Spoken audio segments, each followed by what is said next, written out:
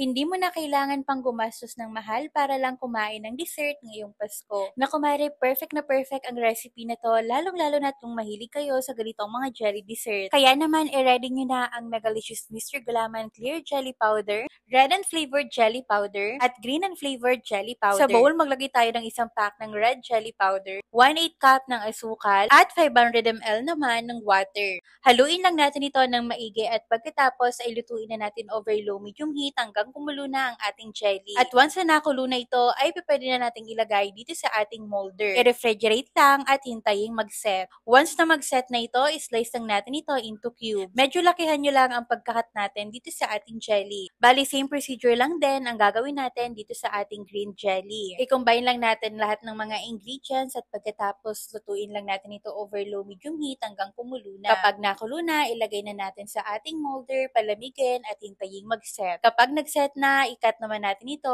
into cubes. At ayan, ready na ang ating mga jelly. Ngayon naman, para sa ating milky jelly, kailangan natin ng clear jelly powder, 250 ml ng water, 410 ml ng evaporated milk or fresh milk, 370 ml ng all-purpose cream, at 300 grams din ng condensed milk. Haluin lang natin ito ng mabuti at lutuin natin over low medium heat. Huwag nyo na hintayin kumulo mga mare. Kapag nakikita nyong umuusok na yan, ay pwede na nating ilagay dito sa ating molder. Pero bago ang ating milky jelly, ilagay muna natin ang red at green jelly. Haluin lang natin ito hanggang mag-combine na yung dalawang color at pagkatapos ilalagay na natin yung ating milk jelly. Napaka-easy lang ng ating recipe at yung mga ingredients dito ilalagay ko sa comment section. At kung gusto nyo din pala na ganitong molder, ilalagay ko yung link nito dyan sa comment section. Eto na nga ang ating Cathedral Windy Jelly Dessert after natin i-refrigerate. O diba, meron na tayong low budget dessert na pwede nating panghanda ngayong Pasko. Kaya naman mga mare, kung gusto mo pa na ganitong mga dessert recipe at pang negosyo idea, follow for more.